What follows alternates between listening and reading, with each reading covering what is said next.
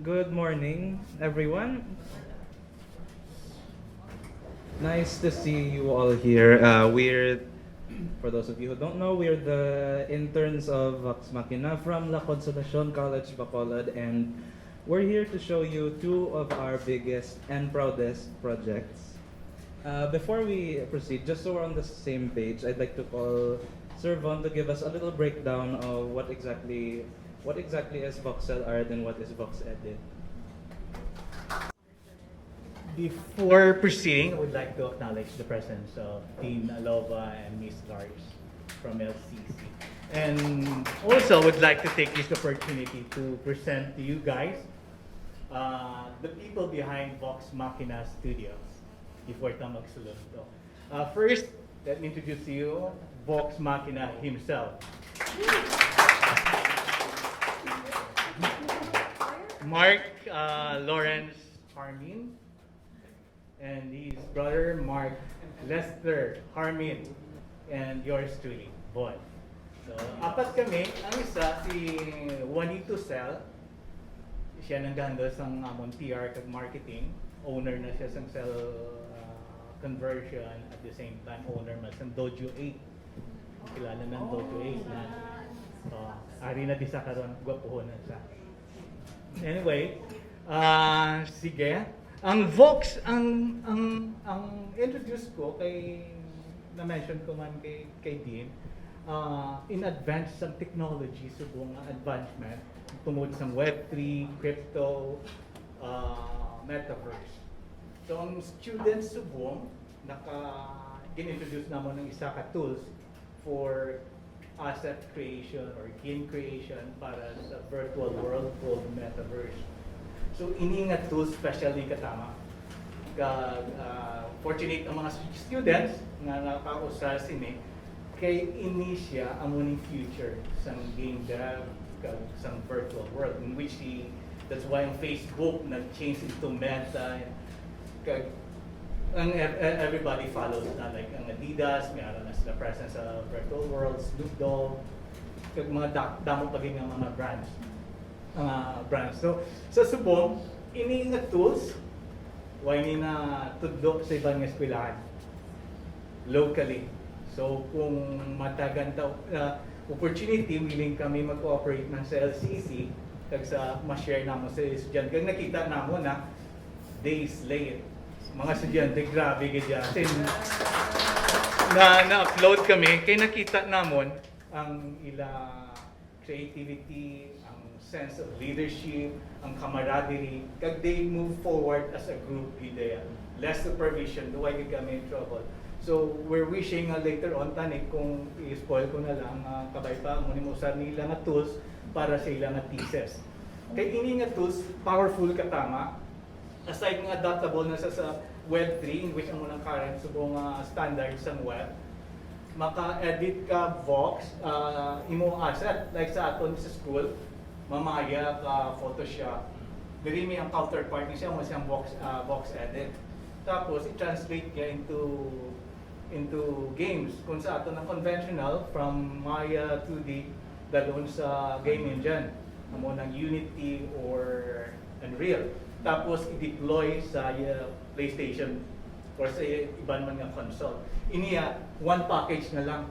So diri mo browse, di mo edit, maka-integrate ka music, maka-animate ka, in one package na lang. At the same time, ma-deploy mo saya automatic sa game engine na, playable. Tapos, open na yan. Sa before, may publisher ka pa, magi after mo sang game mo, i-publish mo pa para sa console, so magi ka pa sa isa ka institution ng publisher. Iniyawa na, wala na. So, all out na dason. Ang unang isa ka namin, sang Vox Edit, Game Maker, kag Sandbox. Ang Sandbox, isa naman na sa community. Muna siyang metaverse, worldwide open na nakatama. So, lamas pag kumati, boring na, pero without further ado, naging kapoy naman ko. I'm proud to turn over again the floor to yours. Concept design, me, Lian, Arth, Nikki, Trex, and the rest designed the whole environment and whoever is gonna be in the game And then everyone modeled here, and also 5 people here, especially Asaf, maneuvered the team for the animation, and along with the sound effects, and the storyboard, the video editing, etc., etc. So next slide, please. So we want to show you like a bit of a tidbit of how it turned out. So from the very process of it, from the start, from the sketches, to the progress, to behind the scenes of how Block Stabath was created. The scythe, the drums, the sword, and then lastly, the staff. And then here are our tried and failed renders while we were trying to get the perfect result. And next screen, please. For the hooded figure, you can see the concept and the design process. Next.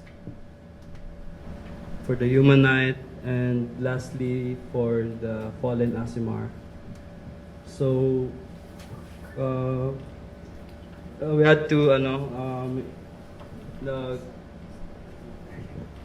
So we wanted to incorporate a more D&D style of the theme. So as you can tell, they're all bards. They have instruments, and all of them have a theme. So Next. And then we have here the orc, the one who's actually the one of the chunkiest of them all. They, yeah, as they start to float, he's like not giving a care and just keeps on drumming. Maapta ang volume dito.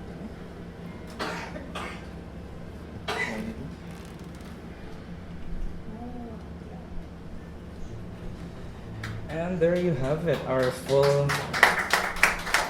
scene. And just for fun, let's have the side-by-side comparison with the reference. So as you can see, there's just a few changes, but the timing really synced according to our vision. And that, ladies and gentlemen, is Block Stabath. the melee enemies, for example, mga citizens and PCs, it's super great. So this is what we came up with. We wanted to showcase Bacolod's most iconic place, which is the plaza, which you will see later on. We chose the plaza because I think everyone from Bacolod knows like the plaza, or at least familiar ka mo. So I want to show you guys the process report of how we did Voxolod from sketches to slightly rendered to katidbit lang. So here you go. So this is the environment. And this is the middle structures ng plaza. And then this is the mga assets namon naging pang-obra. And this is the team. Naging pang-obra namon ng mga NPCs that will be available in Game Maker. So just a bit of a tidbit lang sang presentation so of what it looks like. Okay. All right. So that was it na. So here we have our initial sketch for the layout, the floor plans to be our basis for the placements of our assets in our NPCs. Next. So here is the slightly more detailed layout sketch. For it is color coded, so we know which is which, and it is easier for us to place the assets and the structures. I made this 3D layout for our scaling and our to have a base of idea if what will this layout will look like if it is in 3D. Next. also the 3D layouts. We also have a tiny UN for scaling. Okay, next. Okay.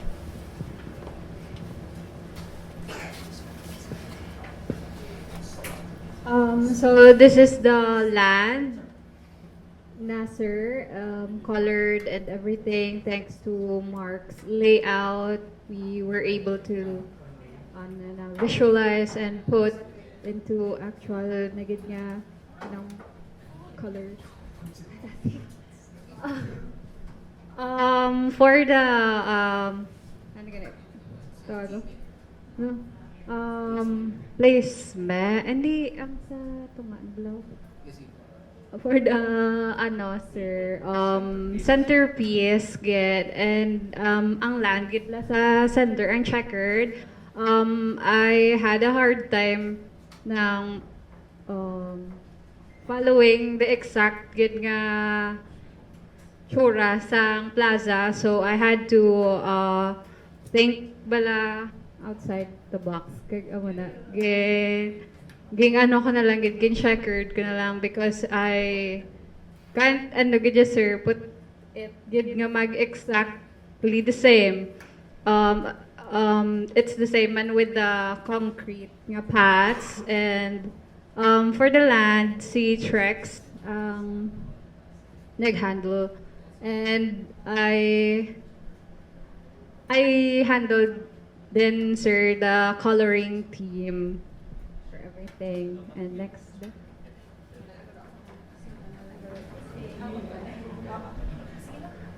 So this is the whole, the progress na, sir.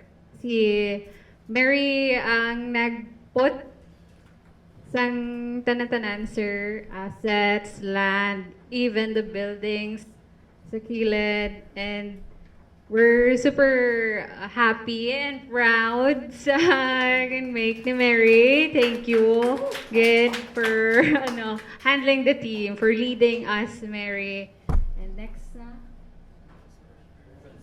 So, amaning Churasan Plaza.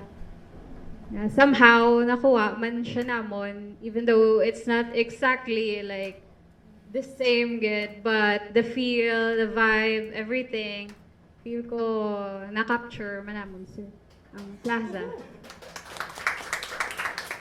Here are the people gidya sang plaza na we photographed and we referenced from from the color scheme, from the looks. So later on in Facebook, we're probably gonna post mga faces sang NPC. So here are the NPCs with their animation. Next slide, please. So Isaw, Cotton Candy, Isaw, Cotton Candy, Balot, Banana Q, vendor. Then next, Pancake, which is a very homely street food. And then we have the sorbete, which is for Filipino ice cream, dirty ice cream. So we also wanted to incorporate the people nagalagaw sa plaza. Usually it's mga Lasallian students, NOHS students, RPN students, RPN! Tapos, CASAP students. So, amo ni siya ang CASAP. Exacto. Okay, so CASAP students. We wanted to incorporate mga real life people gidya sa sa amon nga game. So next one. Okay. I'll bring it over to Waki naman. Hello, good afternoon. My name is Joaquin, and I'm representing on behalf of the NPCs. So for the NPCs, the reason why we choose this, it's because every month of October, there is always a Masskara event that's been held by the mayor. And as you can see, these are like the NPCs we choose. Next tracks. So these are like the ones that you see mostly in the plaza. Next. These are the mayors and the miscellaneous. And these are what we mostly see in like the plaza, the Masskara and like customers, and of course, next. And these are this is the manicurista, and you can also see there are always lolas and lolas that always walk around there in Plaza. So thank you. And also the chess players, they also go there in Plaza. So here we have the Plaza gazebo stage in its glorious voxel form. Consider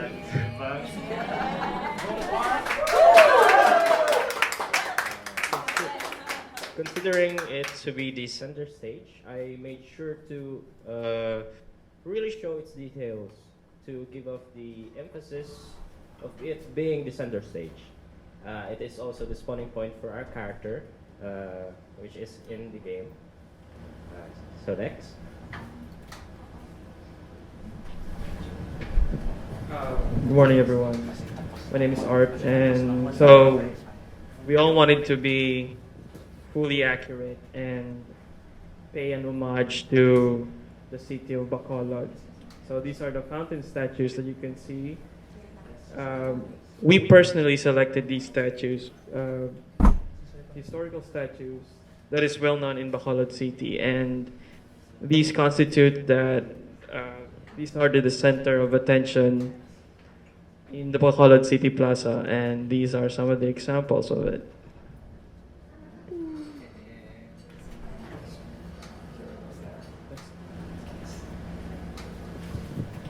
So, as mentioned before, and as seen in the previous slides, we didn't want to just stop with the gazebo. We didn't just want to stop with the layout and the design of the environment or the statues. We wanted, and the people, we also wanted to get down to even the tiniest and littlest details that you can find within the plaza. So we didn't just stop there with the NPCs, with the gazebo in the area. We also took photos and references of garbage cans, the bushes, next slide please, the benches. Each one has a different model for each one you can find in the plaza, as you can see here. And the trees, while not exactly accurate, were the best we could do with the limit that we were given. Moving on. And we also have the pergolas, the lion statues that you can find in the gazebo, and as well as the lamps, and who can forget, since we're in the Philippines, the Philippine flag. We also have these pots that you can find on top of pillars, and again, the different kind of benches that you can find, as well as these tall lamps, and again, the pillars, and the iconic big red Bacolod statue that you can find also in the middle. And since we are currently approaching the month of October, we thought, why don't we incorporate some for the upcoming event of Masskara to put into the plaza as well. Thank you.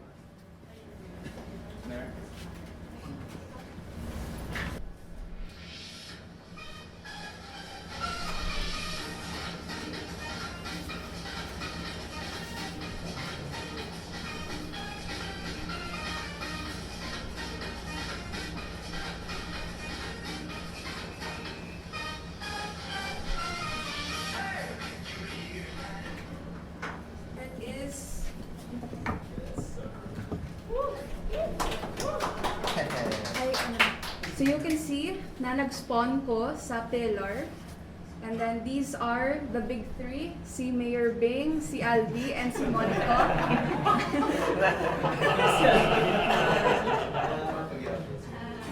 And here are the Masskara dancers na you will see later on mag-October. And then here are some of the students na go-watch ko, no? And then, hold on. Okay. And then, as you can see here, ari mga chess players na usually na makita mo sa plaza. And then here are the manicuristas that you will see a lot sa mga benches around the area. So here are our vendors as well. Here is the pancake and the sorbete. And here is the side of the ano, along with the caricature of the team. Nan. And then, just a bit of a slide sa side naman. Okay. Medyo, budlayan ko sa computer ni sir. But it's a lot smoother if like, you know your keybinds na. So here is the statues na ginobra ni Art. We wanted to incorporate a lot of their, there's a lot of statues in the plaza, but we chose these 4 because we really think that these are more of the experience of the Bacolod non-people. Here is the sides again. Here is another statue na we made, actually. I'll try to make this in, first person. So as you can tell, it's very easy. I just tab out and then matransfer lang ko. And then here is the experience, okay. Okay. Very nice. So, ari mga buang. Ano lang. And then these are some of the we had no choice but to duplicate some of the NPCs para ma-fill ang gap. And then here are the usual people sa plaza ka TikTok. And then here's the 4th statue. Kita mo? May LCC yan, may Sarfade may Sarfade drawing because that's a reference to our first year na plate na ina-deploy kami sa plaza tapos nag-drawing kami, free draw session. So, here is the team. Here's the team again. And if you notice sa likod nila, amo na 4th place. Ari ang 4th place namon nga contest. Gin-incorporate na lang namon para do ka man balahaw. So everyone's here. We wanted to continue the vibe here. Nakadto ta sa lagaw-lagaw today. So pakita ko sa inyo guys mga hidden nga mo na mga ay shucks. Mega dance battle di guys so. Sorry. Mega dance battle. Tapos that's what next naman. So these aren't just buildings guys. We added a bit of like Easter egg siguro matawag ta. Na gusto namon ma-incorporate ng balahaw. Here are some of the NPCs. Pakita ko na sa inyo ang background. Okay. So, ari, supposedly, bongbongs na de bakery. Ang namon, ang ad namon. Okay, so makita mo gyapon si Bing Liwat kag si multiverse.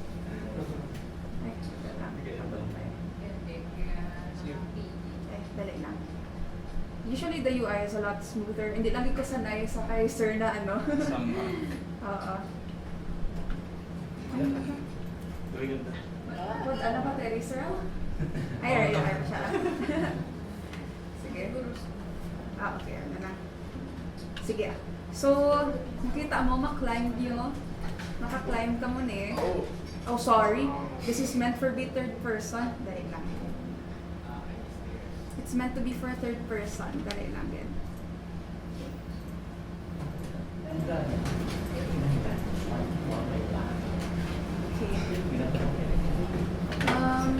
Okay. Okay, here you go. Yeah, the flag is flat.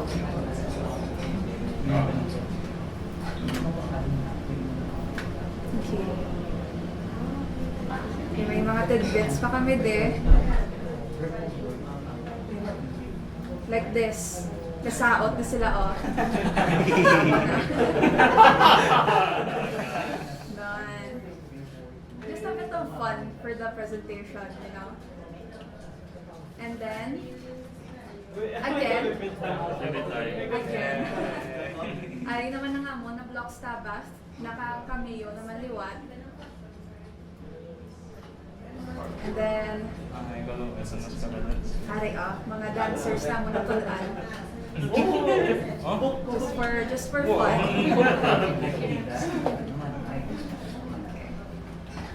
So let's go back.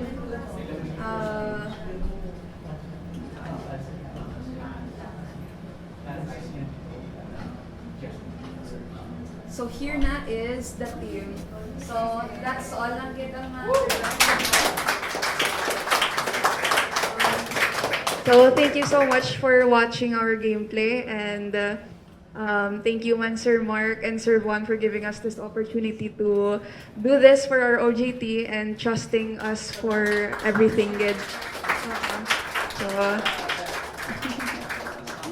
that's it. So I would like to congratulate each and every one of my students. No, they did a phenomenal job with this project. And again, once again, congratulations in your tanan. Great job, guys.